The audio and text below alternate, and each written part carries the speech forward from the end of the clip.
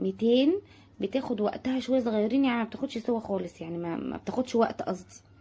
تمام، لان في ناس اساسا بتعملها على البوتاجاز من فوق، بس انا عملتها في الفرن عشان تبقى مشويه يعني.